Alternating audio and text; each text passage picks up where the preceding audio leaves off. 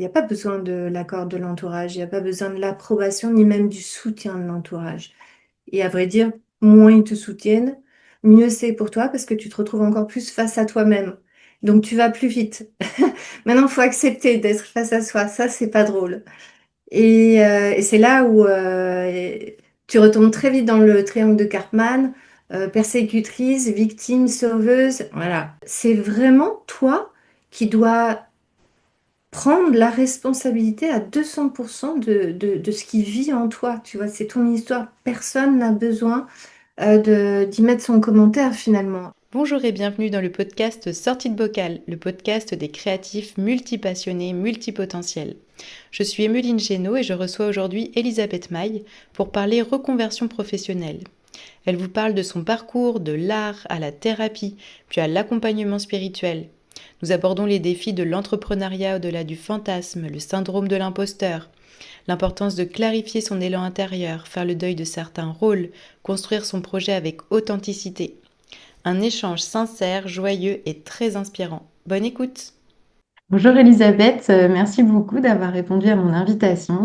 Donc aujourd'hui, on va parler reconversion professionnelle avec donc l'angle du chamanisme, qui est quelque chose que tu transmets depuis plusieurs années. Et d'abord, en fait, pour commencer, j'étais intéressée de savoir quel était ton propre parcours avec la reconversion professionnelle, puisque tu l'as vécu aussi toi-même. Le premier grand moment, c'était quand j'ai quitté ma vie d'artiste en fait, d'artiste peintre. J'animais des ateliers d'expression artistique, je participais à des expositions. Mais en fait, il y a eu un moment de scission où il y a eu un plagiat de ma façon d'exprimer les choses. Et ça m'a tordu les boyaux. J'ai pas du tout su gérer cette situation dont j'étais responsable, hein. Forcément, je me disais, je me suis mise dans cette position. Et je pense que ça venait renforcer le fait que au sein même de cette expérience de peintre, en fait, j'étais déjà dans un mal-être. C'est-à-dire, c'était un combat avec moi-même. C'était pas simple à vivre à l'intérieur. Tu vois, la peinture devait être absolument un rituel pour que je me sente dans ma place. J'ai essayé de cocher, tu vois, la case du statut reconnu par la société. Et tous ces aspects-là, en fait, me pesaient. Et donc, quand est arrivé ce moment, tu vois, un peu de non-retour, je me suis dit, j'ai plus la force. Il y a eu quelque chose en moi qui a lâché et qui me disait c'est pas ça non plus, tu vois, t'es pas obligé de te battre tout le temps avec toi-même et tout ça. Donc il y a eu vraiment cette coupure. Et en parallèle, j'avais déjà fait des formations, tu vois, en tarologie, en physique quantique, aura transformation, hypnose spirituelle. Donc tu vois, avec dit comme ça paraît conséquent, mais à cette époque-là, je me sentais pas du tout légitime et je me voyais pas du tout acter, tu vois, mon activité autour de ça. Puis en fait, ça m'a paru évident. C'est-à-dire que je me suis dit, ok, tu ne te sens pas prête, mais tout en toi te dit que tu es censée être dans cette démarche-là. C'était un peu comme quelque chose qui venait de l'intérieur, hein. C'était pas choisi, tu vois, je faisais tout pour l'éviter en fait. Et je pense que c'est important de se dire que la reconversion, elle repose sur quelque chose qui te dépasse. C'est pas du type mon boss me saoule et je suis pas bien et je suis fatiguée. Parce que ça, en fait, c'est une relation de toi au monde extérieur qui fait que tu vas reporter ton problème ailleurs. Par contre, la vraie reconversion, c'est quand c'est une histoire entre toi et toi. Et personne d'autre peut décider à ta place. Ça, c'est un point important. Et puis après, il y a eu cette mini reconversion, c'est-à-dire qu'à partir du moment où j'étais thérapeute, donc ça a duré 2 ans à peu près, découvrir les challenges de l'auto-entrepreneuriat, ça a été une grosse claque aussi, hein, finalement. Et surtout, il y avait toujours ce mal-être à l'intérieur de ne pas être sûr. Puis à l'époque, hein, je te parle de ça, oui, il y a quelques temps maintenant, c'était en 2017. C'était pas non plus le côté thérapeute, c'était pas hyper glamour, tu vois. C'était encore un peu perché. Moi, dans mon environnement, c'était genre, oui, ok, tu t'amuses un peu, tu vois. C'est pas vraiment un business. Enfin, il y a tout ce discours-là. Et du coup, de nouveau, je me retrouvais hors cadre, tu vois, pas avec un statut clair et tout ça. Et du coup, il y a eu cette prise de décision avant de tout quitter, de me dire, je vais quand même, d'un côté, suivre une formation en business. Et de l'autre côté, il y a eu cette opportunité sur recevoir la transmission de Alberto Villoldo. La transmission, c'était vraiment à titre personnel, hein, en me disant, bah, il faut que je fasse quelque chose quand même pour résoudre ce problème. Mais j'étais absolument dans l'inconnu, c'est-à-dire je savais absolument pas à quoi m'attendre. Et de l'autre, sur le business, je me suis dit, de toute façon, ça me servira toujours. Quoi qu'il arrive, c'est important. Et puis, apparemment, il faut, tu vois, il y avait ce côté, il faut, je dois. Et quand je suis revenue de recevoir la transmission, si tu veux, ça a été waouh, assez extraordinaire dans le terme de beauté, d'évidence, de bon sens. J'ai eu la sensation que tous les morceaux de mon être se recollaient et que tout prenait sens, tu vois. Et en même temps, il y a eu donc ce coaching de business que, franchement, sans la roue de la médecine, j'aurais pas su, tu vois, réellement explorer et investir complètement. Ça m'a suivi sur les autres formations que j'ai faites. Et du coup, là, je me suis lancée dans la transmission. Ça m'a paru évident, c'était même pas un choix, que finalement, ce que j'avais reçu, c'était à mon tour de le transmettre. Et donc, je suis passée de thérapeute à, bon, on appelle ça coach, guide. Aujourd'hui, voilà, maintenant, j'accompagne des femmes qui sont donc artistes, créatives, actives. Moi, il faut que ça bouge, tu vois, tu as envie d'être auto-entrepreneur et tout ça. Et puis, qui aiment la spiritualité, forcément. Donc, voilà, c'est ce que je fais actuellement avec ce petit plus dernièrement sur comment investir la roue de la médecine dans ton business. Donc, c'est ce que j'appelle la signature spirituelle unique, qui fait que tu crées ton alchimie dans ce que tu proposes et tout ça, tu vois. Voilà. Où est-ce que ça m'a amené cette reconversion? Ouais, on voit que c'est tout un parcours finalement, et ça, je trouve ça intéressant parce que c'est comme si, ouais, il y avait plusieurs étapes à ta reconversion. C'est pas, je décide que je vais faire telle chose et clac, je bascule. Et on sait tous qu'il y a une période de transition, mais en fait, là, il y a eu plusieurs transitions. Et ce qui me parle aussi, c'est que tu dis finalement, tu as suivi vraiment ton appel à aller vers cette transmission sur la route de médecine. Et bah, moi, c'est ce que j'ai ressenti aussi quand je me suis lancée avec toi, en fait. C'est qu'il n'y avait pas de question, c'est que j'allais le faire. Et je pense que quand on se sent appelé, c'est important de suivre ça.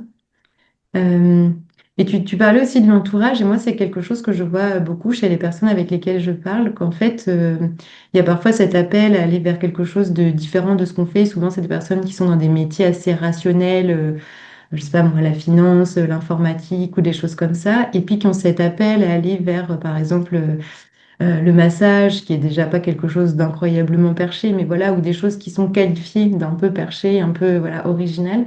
Et c'est vrai que l'entourage peut décourager ces personnes. Et il y a cet aspect de dire, bah oui, mais voilà, comment je vais être accueillie dans mon projet quand c'est quelque chose qui paraît complètement surréaliste et lunaire à mon entourage, quoi. Et finalement, je me demande, tu as parlé un peu de ton entourage, comment est-ce que on peut se positionner par rapport à ça, par rapport aux remarques qu'on peut recevoir et à tout cet environnement qui peut être pesant et qui peut un peu nous dévier de notre vision, en fait.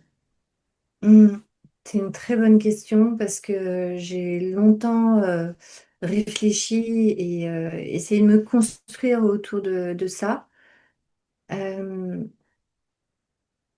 En fait, c'est encore une fois, c'est une histoire entre toi et toi. Donc, il y a pas besoin de l'accord de l'entourage, il n'y a pas besoin de l'approbation ni même du soutien de l'entourage.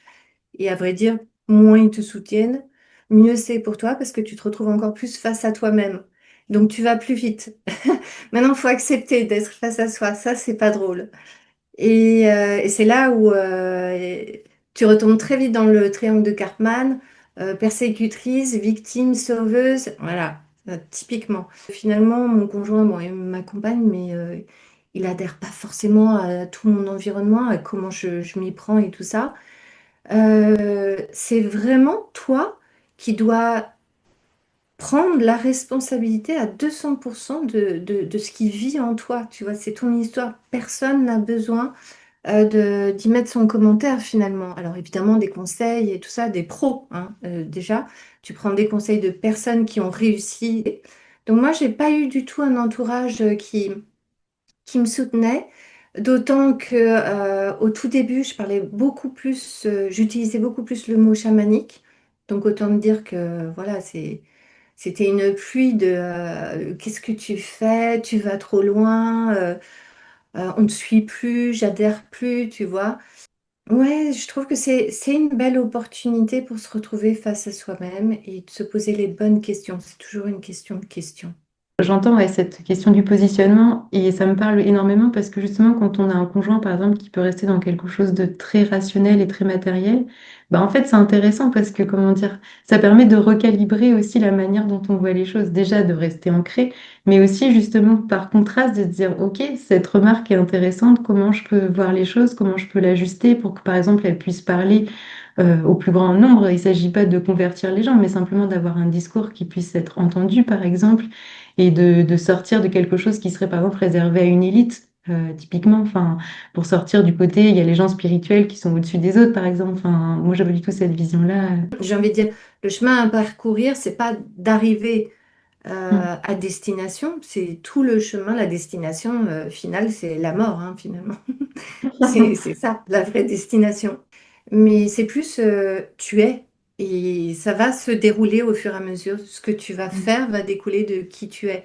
Donc Mm. plus tu es sur l'être, plus le Mm. faire va être évident. Alors que si tu fais le contraire, ça risque de prendre quelques vies. Parce que Ouais, tu vas à contre-courant parfois de qui tu es. c'est prendre la responsabilité d'incarner ce qu'on veut vivre, alors ce qui n'est pas toujours si facile au final, parce qu'on incarne de plus en plus quand on expérimente, mais bon, c'est un chemin, quoi. C'est un chemin. Absolument, oui. Ouais, Ouais, ouais, c'est le chemin. d'accord. Et puis, comme j'ai envie de rebondir juste sur ce que tu disais tout à l'heure, qui pour moi est vraiment ma mission, j'ai envie de dire ouais, mon dada, c'est le fait que d'avoir quelqu'un en face de toi, tu vois, ton conjoint qui est très rationnel, voilà, moi c'est pareil, qui a vraiment les pieds sur terre, enfin, tu vois, euh, ça, c'est une opportunité pour créer le pont justement entre cet univers-là et l'autre. Il n'y en a pas un qui est mieux que l'autre. Ils doivent se complémenter, ils doivent collaborer. Et donc, c'est super enrichissant d'avoir quelqu'un qui vient te confronter à une autre réalité. Et du coup, tu es obligé d'être audible, voilà, convertible aussi. Et du coup, c'est là où tu rassembles.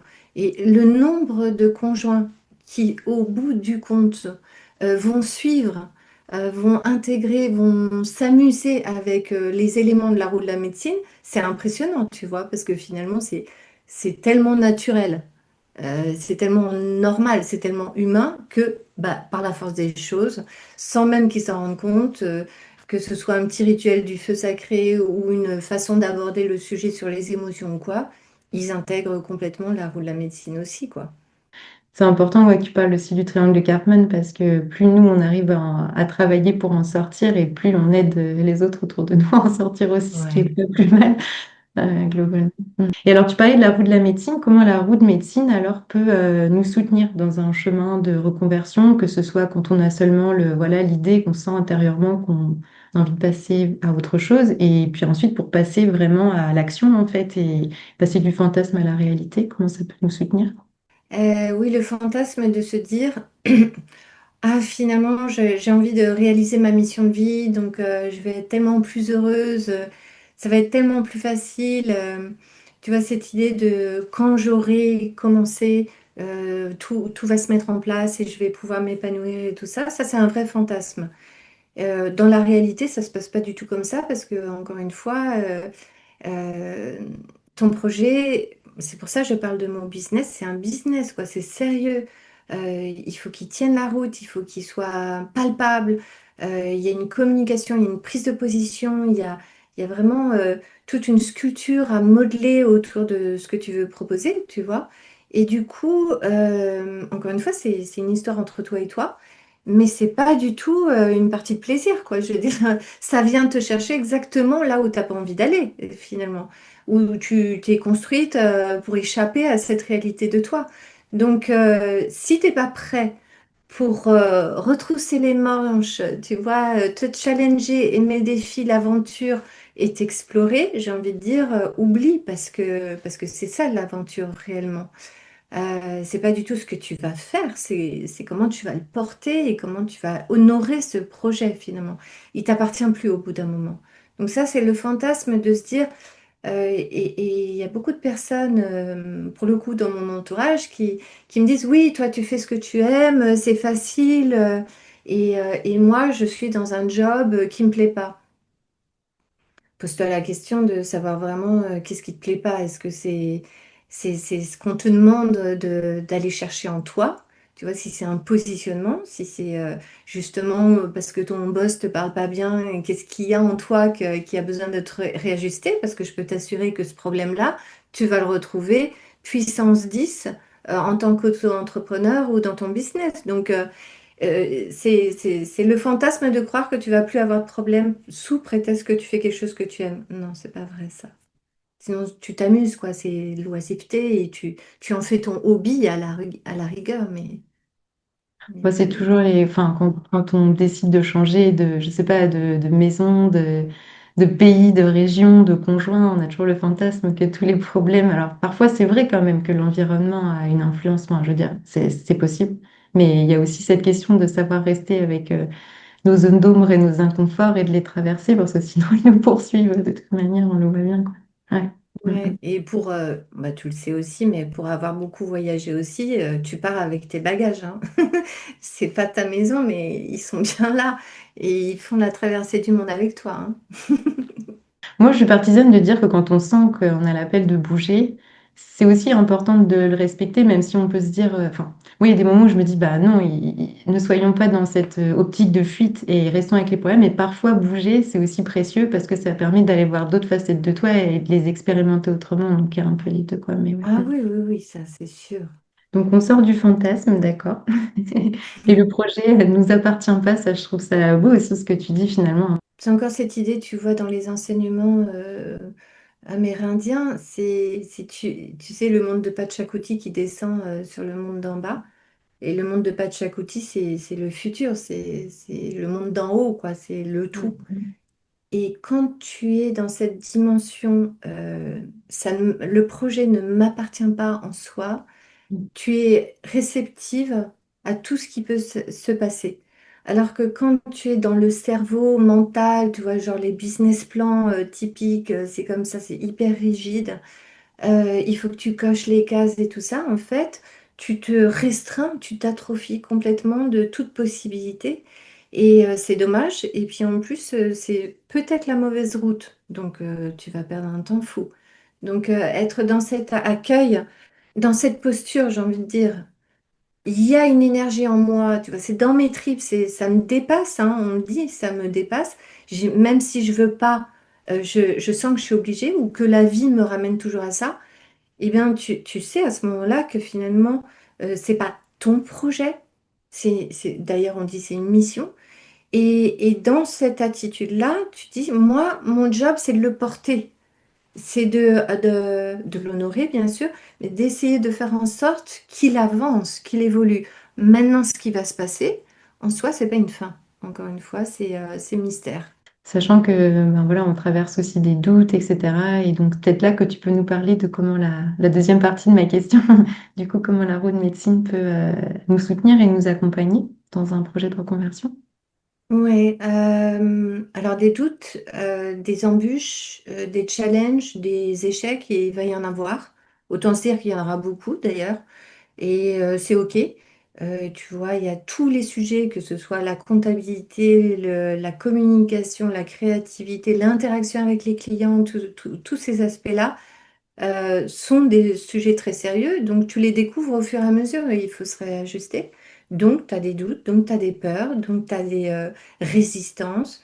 Et en fait, les quatre directions de la roue de la médecine, elles te positionnent, elles t'aident à te positionner. Ce sont quatre archétypes. Mais une fois que tu connais les quatre, que tu les as intégrés, je dis même pas que tu les as tous compris, vécus et que tu maîtrises, c'est juste tu les connais sur la base. Tu dis, ah ok, je vois très bien où est-ce que ça se joue, hein. Fais-le avec tes peurs, tu vois, j'ai envie de dire. Ça, c'est une chose importante. Fais tout ce que tu as à faire avec tes peurs et tes résistances. Par contre, ne prends jamais de décision et ne construis pas tes pensées sur tes peurs, tes résistances. Mais pas toujours facile. Surtout quand on parle de reconversion avec cet aspect financier. Enfin, puis là, on parle enfin, de passer. J'ai l'impression que tu t'adresses surtout à des personnes qui vont aller vers l'entrepreneuriat ou au moins l'auto-entreprise, par exemple, pour se lancer comme thérapeute ou quelque chose comme ça. Mais même quand on change d'un travail salarié à un autre travail salarié, il peut y avoir plein de peurs de résistance et puis ça peut être voilà, potentiellement moins bien payé. Et puis on quitte la sécurité d'un CDI pour voilà, une période d'essai, un CDD. Enfin bref. Ludivine, elle était dans la communication. La reconversion s'est fait petit à petit. Voilà, ça y est, elle se lance officiellement, tu vois. Et elle me disait, mais autant au début, j'avais la peur de l'insécurité parce qu'elle gagnait bien sa vie, était très autonome, enfin, gérait complètement sa vie toute seule. Donc peur de l'insécurité, peur du manque d'argent, peur du qu'en dira-t-on, voilà, tous ces paramètres-là. Et aujourd'hui, alors qu'elle lance son activité, mais il y a pas de rentrée réellement, tu vois, dans la matière encore, elle disait, j'ai absolument pas du tout d'appréhension. Je suis convaincue d'être là où je suis censée être. J'ai confiance, je suis complètement sereine. Et c'est fou, tu vois, de se dire que tu peux passer vraiment d'un monde à l'autre alors que la situation est pire et sans pouvoir expliquer réellement avec des mots, tu vois, qu'est-ce qui s'est passé. C'est tellement vécu, tu vois, c'est tellement organique que, comme tu disais, c'est une expérience qui fait qu'il y a tout en toi qui se transforme. Et c'est pareil, moi, il y a des moments, je prends des risques avec Purlux et tout ça. Euh, mais j'ai totalement confiance. Je me dis, c'est comme ça, tu vois. En fait, tu as les résultats qui sont justes. Tu as les résultats dont tu as besoin. Tu as les résultats que tu provoques. Mais tu vois, cette course à 10K, 20K, 5K, tu vois ce que je veux dire? Il faut des chiffres et tout, mais c'est pas une fin du tout en soi. Et puis, qui te dit que tu seras capable de gérer le million en termes de business? C'est hyper compliqué. Est-ce que tu es réellement prête à prendre ces responsabilités-là? Donc, je crois qu'il faut redescendre aussi parfois sur Terre et être dans la matière et puis faire les choses étape par étape. Tu vois, il y a des grands coachs qui ont fait vraiment du très haut niveau en termes de chiffres, mais qui se sont écroulés sur le plan émotionnel, énergétique. Et voilà, si tout n'avance pas avec cohérence, finalement, c'est hyper dangereux, quoi. Il vaut mieux quelque chose qui avance petit à petit, mais sûrement, qui se construit, qui reste authentique. Bah oui, oui, moi je l'ai vécu souvent, cette sensation où avant j'ai peur et quand je me lance, même si c'est encore plus incertain, et ben en fait je me sens très très calme à l'intérieur, mais on dit toujours que la guérison, enfin comment dire, le remède à la peur, c'est l'action en fait. C'est tant qu'on est au milieu du gué, du torrent, on est là ballotté, une fois qu'on a traversé, peut-être que de l'autre côté, c'est encore très, voilà, très très peut-être même hostile, dangereux, compliqué, mais n'empêche, on a traversé et là on avance. Et ce que j'ai trouvé intéressant aussi dans ce que tu disais avant, c'est qu'il y avait cette image d'un écosystème global, en fait, quand tu disais, ben, le pro, le perso, on va se positionner enfin, peut-être différemment, mais au final, on est quand même dans notre écosystème avec ces quatre archétypes, enfin, avec la roue de médecine. Et là, ce que tu disais, c'est finalement, quelque part, quand tu disais, on n'est pas forcément prêt à accueillir un million, ben, en fait, notre système, on est tout un écosystème, tout un système, et en fait, il évolue petit à petit, effectivement, en fonction de ce qu'on a à vivre. Moi, je crois en plus quand on est dans l'entrepreneuriat, en fait, ça nous fait tellement bouger intérieurement que ben, automatiquement, ça a des résonances dans tous les aspects de notre vie, quoi qu'il arrive, quoi. Hmm, On ne peut pas se dire, voilà, comme ils disent ici, je débauche à 17 heures, je retrouve ouais. notre vie, quoi. Ça marche pas comme ça, mais... Ah ouais, ça demande quand même beaucoup de courage, l'entrepreneuriat, hein. Les personnes qui vont déléguer pour éviter un problème, du type la communication, ah, je vais le passer à quelqu'un, ça marche pas, hein. Du tout, je te garantis. Euh, Tu dois passer par ton expérience de l'art de la communication et ensuite tu pourras déléguer parce que sinon tu n'auras jamais tu seras incapable de faire le pont entre ce que tu veux, ce que tu n'arrives même pas à dire et ce que l'autre va produire. Donc, c'est même pas la peine d'essayer, quoi. Ça te demande, quand tu es dans l'entrepreneuriat, de toucher à tous les aspects, de maîtriser tous les aspects. C'est pour ça que c'est vraiment pro, quoi. Mm. Ouais, et puis ça peut paraître inquiétant ou inaccessible, mais encore une fois, c'est étape par étape. J'écoutais une conférence d'une coach business il y a quelques jours et elle disait exactement comme toi. Elle disait, on délègue une fois qu'on maîtrise complètement le sujet. Là, on peut le déléguer, mais on le délègue pas parce qu'on ne sait pas faire ou qu'on n'a pas envie de le faire. C'est exactement comme toi. La communication, c'est le nerf de la guerre. Je veux dire, si tu n'arrives pas à communiquer, il n'y a rien qui se passe.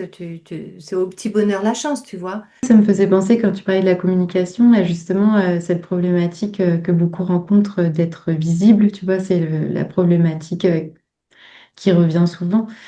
Et finalement, effectivement, ça peut être. Enfin, moi, j'ai l'impression que quand on a cette problématique dans le pro, c'est qu'effectivement, on l'a dans le perso et qu'il y a quelque chose autour de ça et probablement qui touche beaucoup les femmes, mais pas que, je pense, et pas toutes les femmes, mais bon, ça peut être voilà, quelque chose qui est beaucoup rencontré parce que finalement, c'est assez récent que les femmes se lancent voilà, dans le monde du travail, dans l'entrepreneuriat, et que finalement, il y a des études scientifiques qui montrent aussi qu'il y a des biais cognitifs qui font qu'on accorde par exemple plus de légitimité à un homme. Donc, il y a cet aspect, voilà, comme tu disais au tout début de notre entretien sur se sentir légitime, donc avec toute cette question du syndrome de l'imposteur, et aussi comment s'affirmer, comment se dire en restant intègre. Voilà, comment aborder ce sujet-là? Enfin, ces deux sujets, c'est encore deux questions, à la fois syndrome de l'imposteur et oser se rendre visible à sa manière, quoi. Le syndrome de l'imposteur, si tu veux, il naît du fait que tu manques de valorisation de tes pratiques et de ton expérience de vie. Et encore une fois, moi j'ai compris qui j'étais à partir de la roue de la médecine. Et donc j'ai pu faire une lecture de mon histoire sous différents aspects et donc me raconter différemment. Déjà, ça pose une certaine légitimité. Et puis après, il y avait effectivement des formations qui font que j'avais les diplômes. Maintenant, si tu pratiques pas, bah, tu te sens pas légitime. Donc, il faut pratiquer, c'est sûr. Donc, il faut pas pratiquer il faut pas se sentir légitime pour pratiquer. Il faut pratiquer pour être légitime. C'est dans l'autre sens que ça se passe. Et avec évidemment l'illusion que le papier diplôme suffira, c'est ce qu'on te fait croire, mais pas du tout. Tu vois, il y a des formations que j'ai faites, il n'y a pas de diplôme, mais elles m'ont apporté 1000 fois plus en termes de légitimité qu'un diplôme. Donc il y a ça. Et, euh, et donc pour moi, tu vois, c'est vraiment le cadre. C'est savoir se raconter et se lire, se voir, se connaître, et puis savoir tirer profit donc des expériences que tu as vécues, qui sont les tiennes et qui sont légitimes. Et puis après, il y a cet aspect de j'ai des pratiques, j'ai du savoir-faire, comment je l'utilise, qu'est-ce que j'en fais. C'est pareil, là, c'est pour ça que je parle de signature, mais t'es invité à pas répliquer des protocoles. Tu vois, c'est vraiment, tu intègres le truc et tu en fais quelque chose à ta façon, avec ta vérité à toi. Donc ça, c'est une chose. En termes de visibilité, alors évidemment, et c'est pour ça que je travaille avec des femmes, nous les femmes, on n'a pas du tout la même approche. On nous a demandé de nous taire pendant 500 ans. Donc effectivement, c'est un petit peu compliqué. Donc il y a ce paramètre-là, de poser sa voix. D'autant que la voix, j'appelle ça la voix yin, qui parle d'émotion, qui parle de spiritualité, qui parle de mal-être et tout ça, bah, c'est pas du tout valorisé non plus. Encore aujourd'hui, ça commence, mais il y a 20 ans, il fallait pas parler de ces émotions et de ces choses-là. Donc, bah, c'est normal qu'il y ait des résistances. Maintenant, j'ai envie de dire, avec Instagram, génial, il y a de tout. Donc c'est encore plus facile. Je veux dire, tu peux vraiment y aller. De toute façon, ta voix, elle va se poser au fur et à mesure. Plus tu parles, plus tu vas t'entendre parler et te dire, bah, c'est pas exactement comme ça que j'ai envie de dire les choses. Ou alors je suis pas sûre que ce soit très clair, tu vois, mais il faut qu'il y ait un retour. Parce que ton discours intérieur, il n'est pas vivant en fait, il reste dans le monde invisible. Et puis, il y a plein de façons de communiquer. C'est là où on parle de créativité aussi. Il y a plein de façons de communiquer. Ce sera jamais parfait, c'est un jeu. Et oui, il y a des gens qui vont pas t'aimer et c'est ok, et c'est pas grave.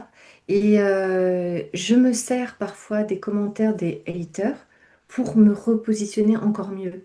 Donc j'ai envie de dire, encore une fois, le contraste de ce que te renvoie la société ou où est-ce qu'on en est, c'est une vérité, c'est une réalité. Il faut travailler avec.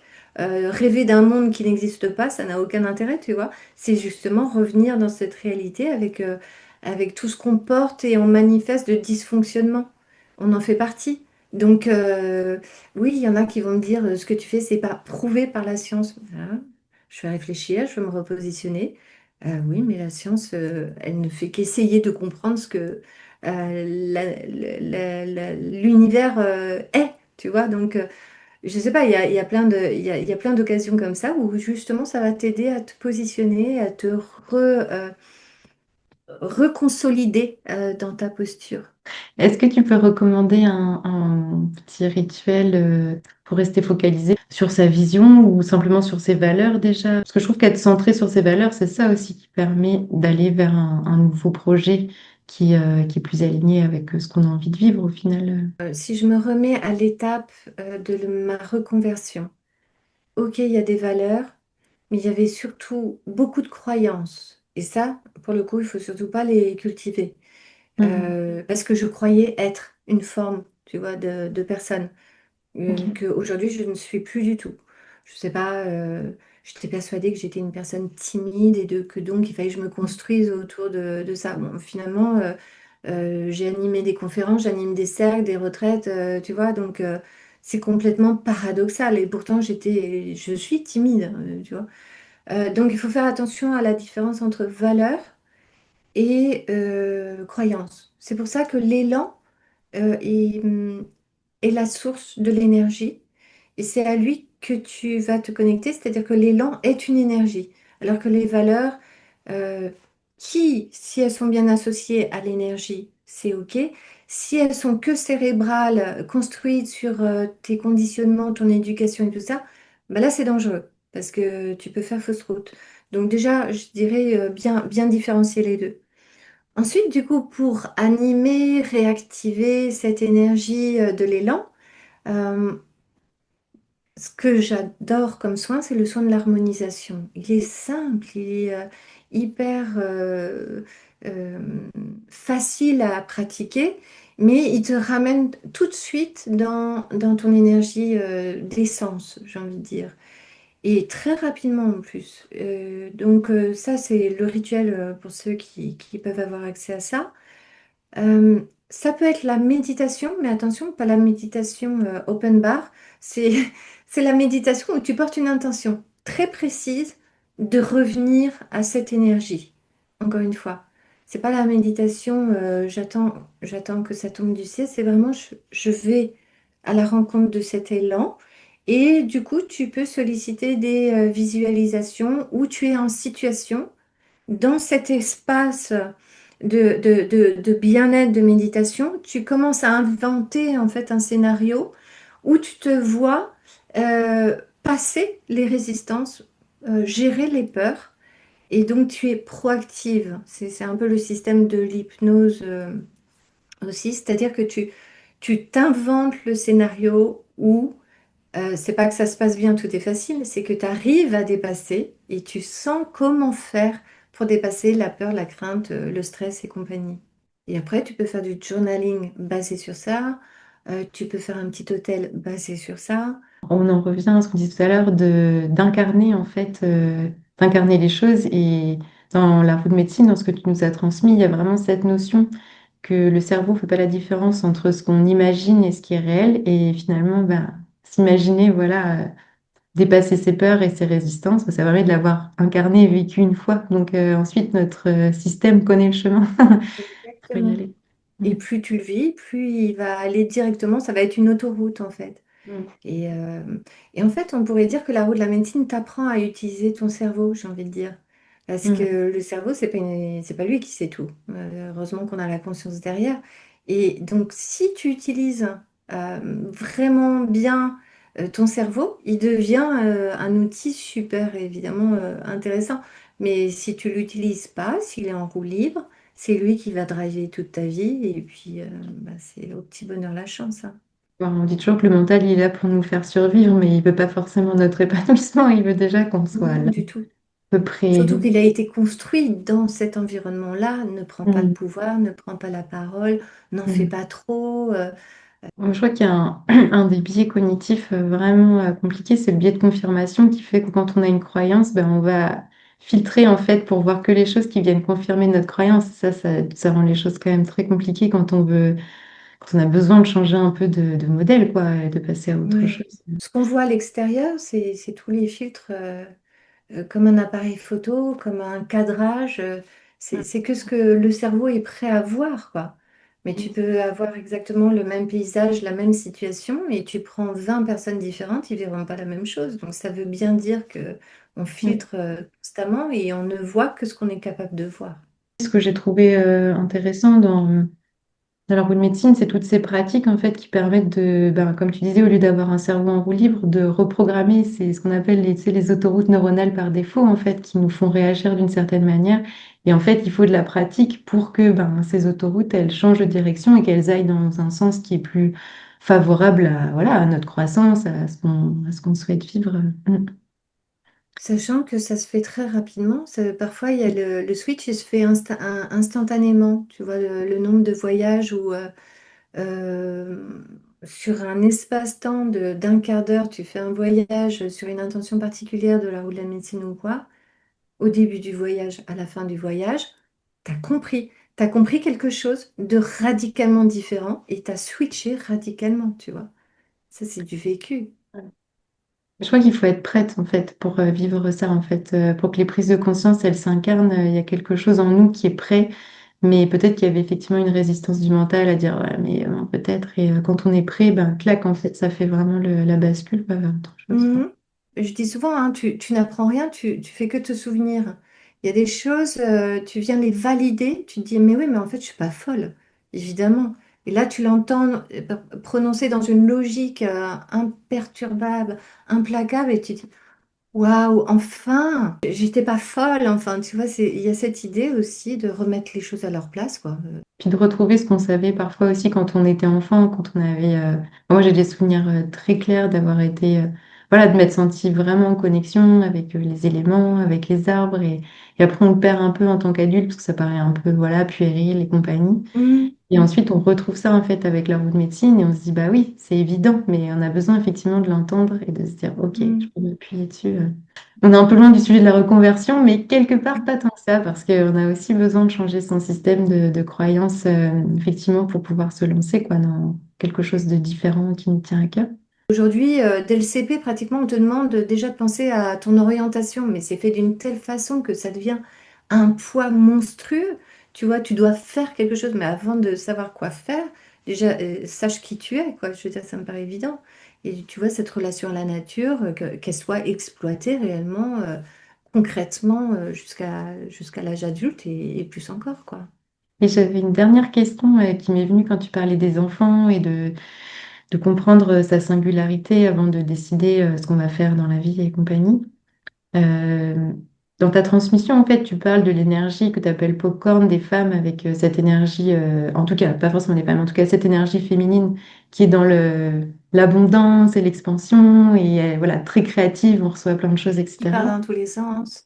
Je pense qu'il y a beaucoup de femmes qui reconnaîtront dans le terme peut-être de multipassionnées, multipotentielles ou avec des atypies, etc.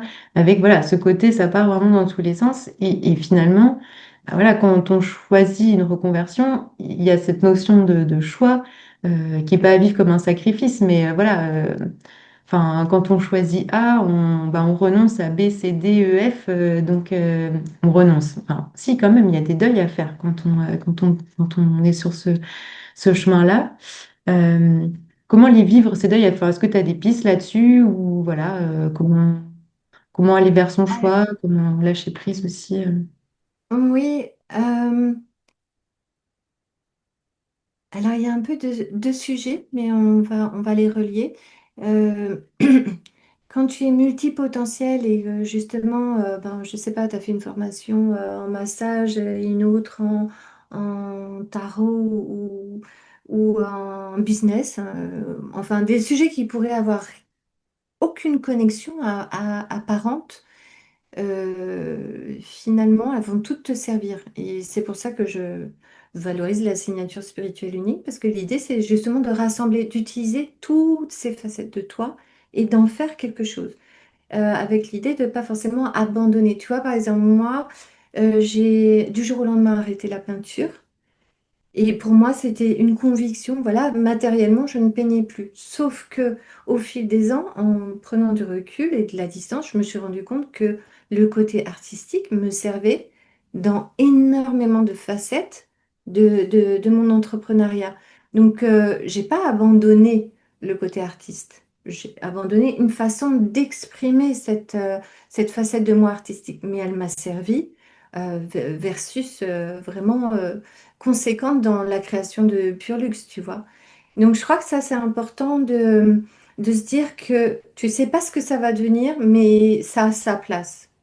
Après, il y a des parties de toi où tu sens que, voilà, par exemple, le statut d'artiste peintre, je devais faire un deuil. Donc ça, je suis OK avec ça.